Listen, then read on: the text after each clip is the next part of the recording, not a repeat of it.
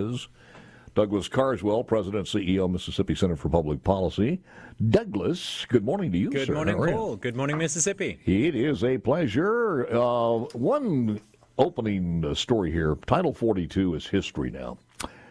And it could have impact on Mississippians, and I don't think we spend enough time thinking. We're a southern state. We're not that far from the border, from the Gulf Coast to the Delta. It is going to have an impact on us. There are some analysts out there who are seeing that 40% increase in illegals coming from numerous countries, from Venezuela to China, now that 42 is gone. And if you're counting, and apparently Joe Biden is, that's about another 9 million people in 2 years. Yeah, as an immigrant, and we could be affected by that. As an immigrant to your country, I came here following the rules. I deeply resent the fact that people can just walk across the border and stay. If America wants to have a immigration system that works, great, fantastic. Congress should approve it. It should be democratically decided. You can't just have a free-for-all where people wander across the border. It means you're not attracting the people that America wants, and it's apart from anything. What about all of those of us who came here legally? You know, you just sparked something in me that I've never thought about before, because I feel passionate about this. Not to say that if your family came over the Mayflower, you wouldn't feel passionately about this, but I think for people whose fathers, grandfathers, grandparents, or great-grandparents came over as immigrants and who did it legally the right way, I think we have a little bit extra passion sometimes for that, because we know what they went through. Yep. As a recent arrival, and I think those people who've come to America recently or whose families have come to America recently, they realize the value of what it is to become an American and what an incredible privilege it is. It literally is like having the first prize lottery ticket in the lottery of life to have an American citizenship. And the fact that you just see people walking across the border who've broken all the rules and there's no serious attempt by the federal government to enforce the law, that's either America is a nation of laws or it's not. We are lucky that people want to come to America, but as you said, you have to have something. We can open our borders to a lot of people, but it has to be organized. I saw statistics the other day, and I was kind of taken aback by this. How lucky we, because you just mentioned this, why people want to come to America, and still do, from every other country in the world, to be honest with you. But if you are looking at the 1% of income, in other words, if you are in the 1 percentile of income in America, on planet Earth, your 1%, when you take the entire world, I believe it's either $32,000 or $36,000. If you make 32, let me just split it and say 34, and I think I'm off a couple here. Let's just say if you make $34,000 a year, you're in the 1% of highest income on planet Earth. That gives you an idea of how good we are in this country. Yep. I'm constantly struck how ordinary blue-collar, regular working folk I know in Mississippi live much, much, much better living standards, have much higher living standards than people who are considered incredibly wealthy in the UK. And the UK is a relatively prosperous country. Ordinary Americans have got it incredibly good. And if people want to come here to be American, I think obviously certain obligations need to come with that. Yeah. And you need an immigration system that allows people to come but accepts certain obligations in return. I agree with you. I think that's the secret of America's success. Well, you have two things here. Number one, you have any country in the world, take Haiti or Ethiopia or any of these other places that are impoverished and third world countries, would love to trade in their level of poverty for our level of poverty here. Also, America shouldn't be apologetic about having laws that determine who comes here and enforcing them. I couldn't just walk into Ethiopia and say I'm going to stay. I couldn't just walk into Haiti and say I'm going to stay. Most countries around the world have borders and enforce who moves across those borders. America shouldn't apologize at all for enforcing its own laws. Well, we do that because it is strictly political. It's being controlled by politics. I know you've watched Mayorkas as much as I have, and you listen to this guy and you think, how in the world could he be in that particular position? Going to be chaotic for a while. Is he admitting, for all practical? President Biden now says the border is, quote, and I'm quoting him now, going to be chaotic for a while. Is he admitting, for all practical purposes, that the Biden administration is not prepared for what's about to happen? Well, thanks very much for having me. So I've been saying for months and months that we've got a very challenging situation at the border. And indeed, it's going to get more challenging when Title 42 comes to an end. So this is perfectly in line with what I have been saying. It's classic. If you stand up and you say what the problem is, you don't have to solve it. But this is done all the time. Yeah. I mean, I think there's not just incompetence on the part of the federal government. I think there's an element amongst America's liberal elite of self-loathing. They dislike America so much, they're almost willing to allow anyone to come here almost as an act of self-harm. It's bizarre. As an outsider, I think it's extraordinary. What does this do as far as crime is concerned in our state? We had a bust. I have the story here. I don't know if you've seen this on the coast. They stopped a vehicle, and I believe it was 1,000. Here it goes. Hancock County Sheriff Ricky Adams hopes a recent arrest and drug seizure on I-10 will get parents and kids talking about the dangers of pills. Yesterday, a day before yesterday, criminal interdiction agents with the sheriff's office stopped a car on I-10, searched the vehicle, found 1,000 fentanyl tablets. 1,000. Here's a Georgia guy that was coming back from Louisiana in that area. Not sure if he'd been on the border or not, but Martin Williams, 34 years old, said Williams was traveling from Louisiana back to Georgia through Hancock County. He was stopped. He'll be charged with possession of a controlled substance. But, I mean, you got 1,000 fentanyl. I mean, if you lose control of your borders, you don't just have anyone crossing. You have anything crossing. And what's clearly happening is it's not just people walking across. There are drugs and all sorts of illicit substances coming across. But, you know, I think separately from the issue of immigration, there is a debate to be had about crime here in Mississippi. Over the past few years, America generally, and Mississippi more specifically, has embarked on what you might call an experiment on crime. Far less proactive policing, resulting in fewer arrests, a determined effort to actually lower the incarceration rate, and whether by design or sometimes incompetence, fewer prosecutions. I think we need to have a serious conversation about what some of the consequences of this soft on crime agenda have actually produced. And I think we need to look at some of the statistics. We're often told Mississippi has an incarceration problem. It's simply not the case. Mississippi incarcerates fewer people now than it did a few years ago. In 2014, Mississippi locked up 21,000 people. Today, or in 2022, Mississippi only incarcerated 16,000 people. That's a decrease of about a fifth of the prison population. Now, over that time, according to the Bureau of Justice statistics, violent crime in this state has risen 700%. I think we need to ask ourselves if this soft-on-crime approach is really working for ordinary Mississippians. I was listening, I think I have it in an audio somewhere, where you look at the people committing this crime, and through recidivism and also the people just let back out on the streets, it's a very small percentage of people. Absolutely. I mean, about 2013, 2014, Mississippi passed a series of laws that gave people in effect a sort of automatic entitlement when in prison to be considered for parole. And respect to the parole board, they have not always given them parole, which is good. But there is an increase in violent crime directly related to the release of people who frankly should still be in bond. Let's talk more about this when we come back in just a moment. The statistics tell us that when it comes to politically motivated violence, in 2022, every single murder was committed by a right-wing extremist. Every single murder in America was committed by a right-wing extremist? Every single politically motivated murder was committed by a right-wing extremist. Are you sure about that? I am. Are you aware that the Tennessee shooter just recently identified as a man and she was a biological woman? Was she a right-wing extremist? No. Boom. Back with more coming up next.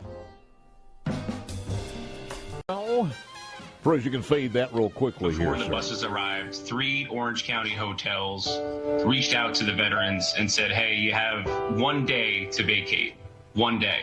And mind you, these are 20 homeless veterans who are trying to reintegrate back into society. All combat veterans, all served our country honorably, given 1 day to vacate. And like you said, it's been about the money.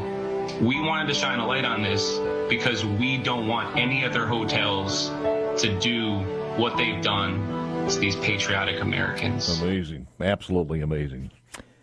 There are some people in Texas saying the hospitals, the schools, the most of the nonprofit organizations are just absolutely stacked. They can't do anymore. It's and who knows how that's going to affect us at our hospitals and our schools in the state should we get a wave or multiple waves of immigrants coming into our state.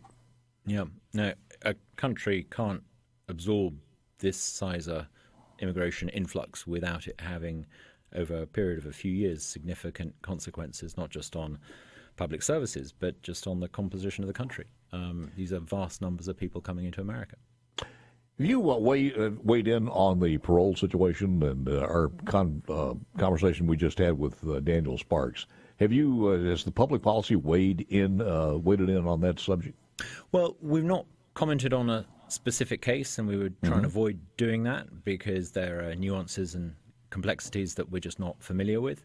But I think what we are doing is setting out a clear conservative policy on crime. A conservative policy on crime should not automatically look to reduce the size of the prison population. We think that if you automatically reduce the size of the prison population, which is what many people have been pushing for the past 10 or 15 years, it has significant consequences in terms of an increase in violent crime. The data clearly now shows this. A 20% reduction in the prison population in Mississippi has corresponded with a 700% increase in violent crime. We think we need to call time on the movement to de-incarcerate Mississippi prisons. There are certain things we could do better when it comes to prison. I personally don't think that if people are guilty of non-violent crimes or victimless crimes, they should necessarily be incarcerated. But when it comes to violent criminals and criminals who've committed crimes where there are victims, this drive to release them early, which is what it is, has had serious consequences, and they're consequences paid for by vulnerable communities in Mississippi. Take, for example, Jackson. In 2013, the year before these anti-incarceration policies were introduced, 28 people were murdered in Jackson per 100,000 people.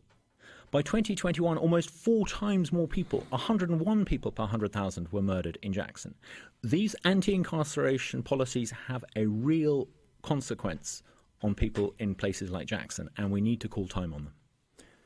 Well, many of these were let out numerous times, as you just heard. I mean, and the problem is not at the police department. The problem is in the judicial system, where we've got to stop this. Well, you wouldn't be a good person if you didn't believe in rehabilitation and redemption. Redemption is a very powerful idea, and it's a good thing that when people are incarcerated, we should seek to rehabilitate them. But the primary purpose of prison is not to rehabilitate people. It really isn't. The primary purpose of prison is to incarcerate bad people so they can't be out there doing bad things to good people. And if we lose sight of that... Thank you. That's it. If we lose sight of that, they go out there, and rehabilitation becomes an excuse to re-release people back into the community to commit horrific crimes. Now, take, for example, this idea that everyone needs a second chance, this nonsense that some well-meaning conservatives perpetuate, that everyone needs a second chance. The average criminal released from a state prison has got 5 previous convictions. That doesn't sound like a second chance. That sounds like 5 or 6 chances. We need to call time on this nonsense. It's having devastating consequences for people in places like Jackson. Well, let me ask you this, because, and I think this is the feeling of most people in this audience across the state, is that we don't mind, and we see a need because of the cost factor and the fiscal responsibility. We see a need to decrease the incarceration rate at the prison. We hope that happens through all of the programs that they put out there and people on, and a cut down in recidivism and all of those things. But I think most people in this audience says, wait a minute, if that doesn't work, and we've got people who seriously need to stay in there, from what you just mentioned a few moments ago, to protect the people who are law-abiding citizens, then hell, build more prisons. Absolutely. I mean, there are 2 points that the anti-incarceration lobby, which includes some well-meaning conservatives, have cited in order to insist that reduction in prison population is a good thing. One, they say it's very expensive. Yes, it is expensive incarcerating people. It's expensive to maintain borders too. Governments need to sometimes do expensive things. Locking up bad people and protecting our borders are 2 things that government should spend money on. The second idea is that somehow we need to release people so they can go back into their communities, and that this is somehow good for families. I'm sorry, the evidence overwhelmingly shows that if you release some of these violent criminals back into their families, it's bad for the community and it's devastating for what is left of their family. It's wishful thinking, it's naivety, and it has real consequences, and it's time to call time on it.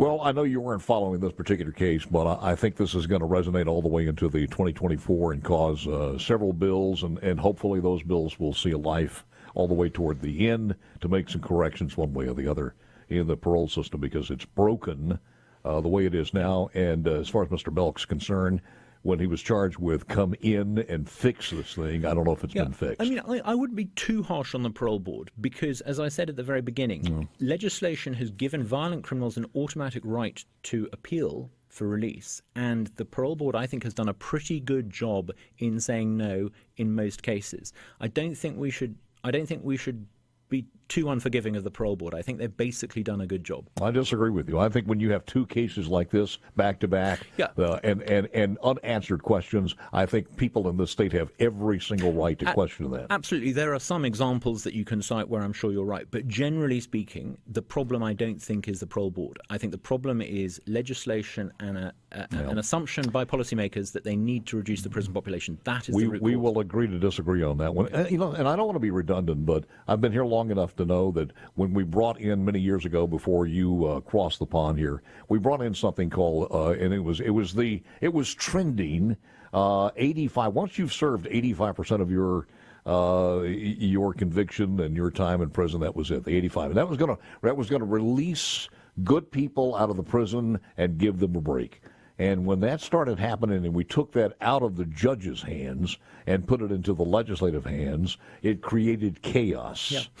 I'm not, generally speaking, a fan of demanding that judges have restrictions on the sentences they give. Minimum sentencing, I think, has its limits.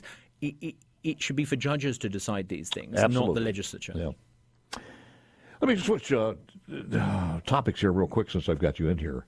There is it 4 hospitals now that have dropped their membership in the Mississippi Hospital Association? Yeah, and I can't help 4 of the big hospitals. Yeah, and they tend to be the public ones, I think I'm right in saying.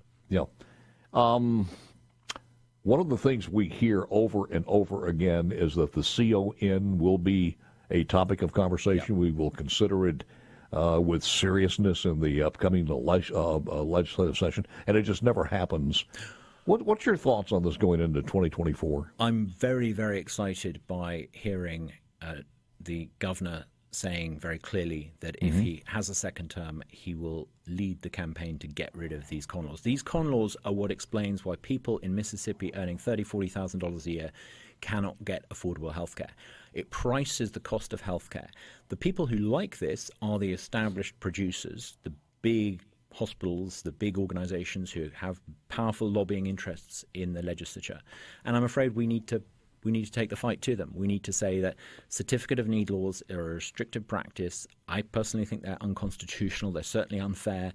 And we need to dismantle the restrictive practices that price ordinary Mississippians out of being able to get health care. We can do it. And I think there's growing political will now to do this. I see a real opportunity in the new legislature to do this. Anytime you have something that runs counter socialistically to capitalism, can you imagine Wendy's saying we have a CON, no McDonald's can come in? Absolutely. It would be crazy if Wendy's needed McDonald's permission to open a new branch, and yet that's how we've been running healthcare in Mississippi for 40 years. And it explains why you've got some very well-funded, big, powerful health producer interests, and yet Mississippi is a state with some of the worst health outcomes in America. If you look at the top 2 or 3 things, I think that's going to be one of them. The other one is going to be taxes. Yeah. We are poised in the South to have an exodus, and it's already high, but it's going to continue even more so. Hell, California, not only are they talking reparation, they just passed a bill to give total benefits of what any citizen who's been there all their life, unemployment insurance, et cetera, to literally hundreds of thousands of new immigrants coming in. How in the hell can you afford that? Well, if California has gone mad, all the more reason for us to get sane policies and attract Californians here. Yeah, and we need to look at the top 2 or 3, and I know you guys have seen that, and it's going to be something that you work on for the next legislative session. Always good having you in, sir. Thank you so much.